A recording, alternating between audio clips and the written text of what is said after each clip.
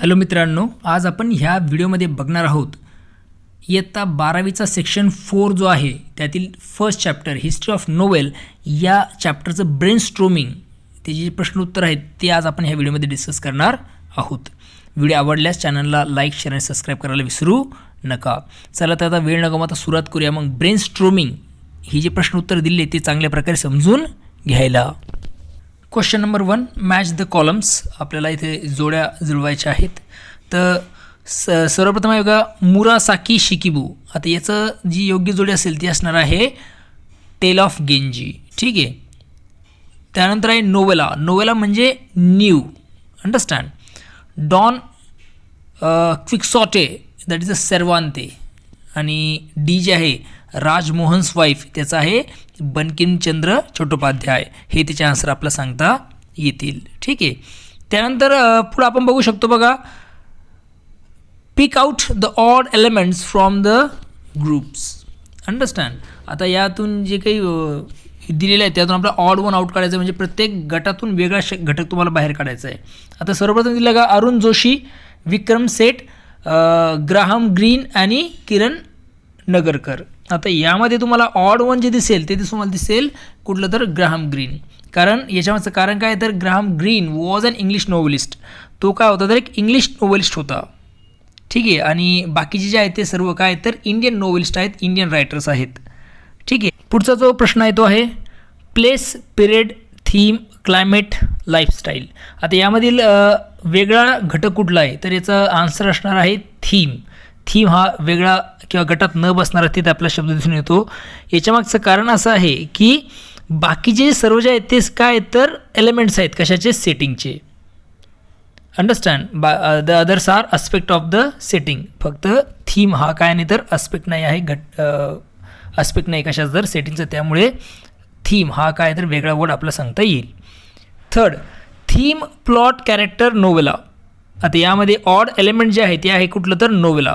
कारण बाकी जे आहेत ते सगळे एलिमेंट्स आहेत कशाचे, फिक्शनचे.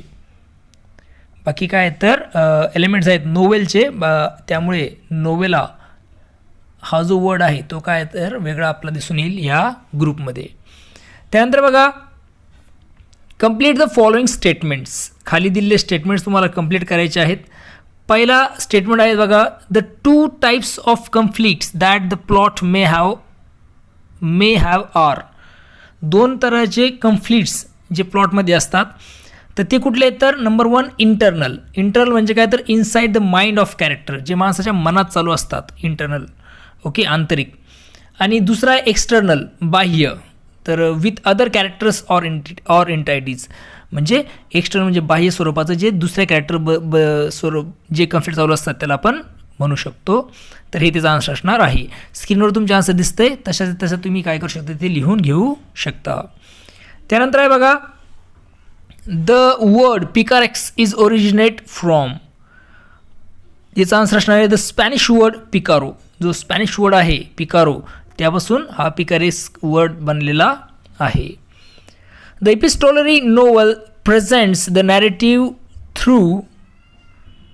आता याचं आन्सर काय असणार आहे बघा the epistolary novel present the narration through. आता जे एपिस्टोलरी नोवेल्स आहेत त्या कशा प्रकारे प्रेझेंट होतात तर या प्रेझेंट होतात अ सिरीज ऑफ लेटरच्या सिरीजने, करस्पॉन्डन्स ऑर अदर डॉक्युमेंट्स या सर्वांचा वापर तिथे केलेला असतो.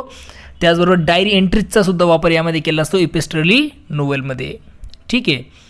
त्यानंतर बघा fourth, in the 18th century middle class could get the time for reading and discussing the novel because. आता हे जे काही 18th centuryमध्ये मिडल क्लासचे जे लोक होते त्यांना काय मिळायला लागला, वेळ मिळायला लागला रीडिंग करण्यासाठी आणि डिस्कसिंग द नोवेल आणि नोवेलला डिस्कस करण्यासाठी. याच्यामागचं कारण काय आहे the spread of machines help them in their work. कारण जे मशीन स्प्रेड झाले त्यामुळे त्यांना त्यांच्या कामामध्ये मदत व्हायला लागली मशीनची. And could provide them with some spare time. आणि त्यामुळे त्यांना रिकामा वेळ किंवा मग त्यांना असा वेळ मिळायला लागला स्पेअर टाईम की ज्यात ते काय करू शकले तर ह्या सगळ्या गोष्टींवर डिस्कशन करू शकले.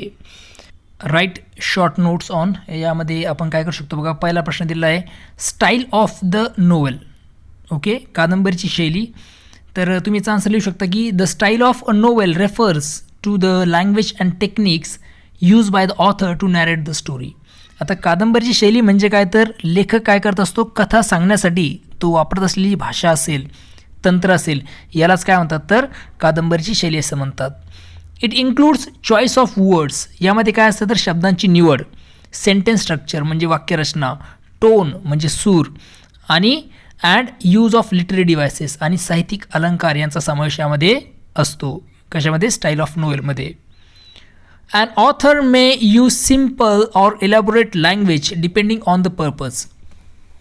लेखक काय करतो तर आपल्या उद्देशानुसार साधी किंवा मग इलॅबोरेट लँग्वेज, सिम्पल म्हणजे साधी आणि इलॅबोरेट लँग्वेज मीन्स अलंकारिक भाषा वापरू शकतो. ठीक आहे. आता डिपेंड कशावर असणार आहे तर उद्देशावर डिपेंड असणार आहे. Style gives texture to the narration and creations and impact on the reader. Okay. शैलीमुळे, स्टाईलीमुळे जो कथन आहे, कथनाला एक विशिष्ट स्वरूप मिळते आणि वाचकांवर त्याचा प्रभाव पडतो. ठीक आहे. हे त्याचं तुम्ही आन्सर अशा प्रकारे लिहू शकता. ठीक आहे. Stream of consciousness novel. Understand. आता स्ट्रीम ऑफ कॉन्शियसनेस नोवेल म्हणजे चेतना प्रवाह कादंबरी. ठीक आहे. आता याच्यामध्ये काय लिहितं आपला, a stream of consciousness novel presents the continuous flow of thoughts, feelings and impressions of a character's mind.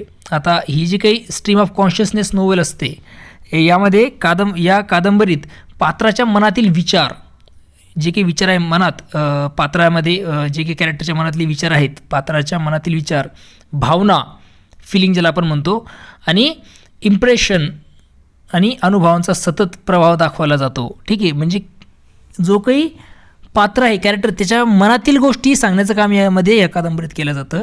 The events are narrated as they occur in the mind rather than in a logical sequence. आता घटना तार्किक क्रमाने न येतात, जशा मनात येतात तशा मांडल्या जातात.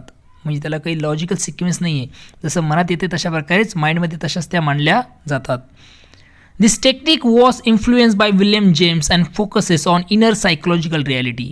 आता ही जी पद्धत आहे विल्यम जेम्स यांच्या विचारांनी प्रभावित आहे आणि मानवी मनातील जे वास्तववाद आहे, अंतर्गत वास्तवावर लक्ष केंद्रित करणारी असते ही कादंबरी. ठीक आहे. त्यानंतर आहे नोवेला. आता नोवेलाचा अर्थ काय आहे बघा. A novella is a short novel. Novella ही एक लघु कादंबरी असते. Longer than a short story but shorter than a full length novel. आता ही जी असते नोवेला ही लघुकथेपेक्षा मोठी आणि पूर्ण कादंबरीपेक्षा लहान असते, त्याला आपण नोवेल असं म्हणतो. It has compact plot. Okay. याचं कथानकसुद्धा कसं असतं तर संक्षिप्त असतं. कम्पॅक्ट म्हणजे संक्षिप्त. लिमिटेड कॅरेक्टर्स, पात्र जे असतात ते सुद्धा मर्यादित असतात.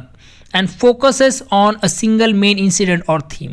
आणि एकाच मुख्य घटनेवर किंवा विषयावर त्याचं लक्षित केंद्र केलेलं असतं. लेखक काय करतो तर एका विशिष्ट अशा विषयावर किंवा मग एखाद्या विशिष्ट अशा मेन कॅरेक्टरवर, थीमवर, ठीक आहे, याचं लक्ष केंद्रित केलेलं आपल्याला दिसून येतं. ठीक आहे. It is written in a clear and concise manner.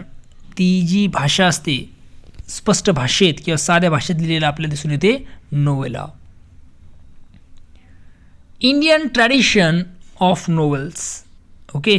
भारतीय कादंबरी परंपरा ते समजून घेतो आपण. भारतामध्ये काय कादंबरी परंपरा होती त्याबद्दल थोडंसं माहिती तुम्हाला लिहायची आहे. The Indian tradition of novels developed during the 19th century under the influence of English literature. भारतीय कादंबरी जी आहे त्याची परंपरा जी आहे ती विकसित 19व्या शतकात इंग्रजी साहित्याच्या प्रभावाखाली तिची सुरुवात झाली. ठीक आहे. Early Indian novels deal with social, religious and moral issues. Okay. सुरुवातीच्या काळामध्ये भारतीय कादंबऱ्यांमध्ये सामाजिक, सोशल, रिलिजियस आणि मॉरल इश्यूज, नैतिक प्रश्न मांडले गेले. Rajmohan's wife was Bankimchandra Chattopadhyaya's is considered the first Indian English novel. आता बंकिमचंद्र चट्टोपाध्याय यांनी लिहिलेलं राममोहनची पत्नी, राममोहन्स वाईफ, ठीक आहे, ही भारतातली पहिली इंग्रजी कादंबरी मानली जाते. ठीक आहे. Indian novels reflect Indian culture, value and social reality.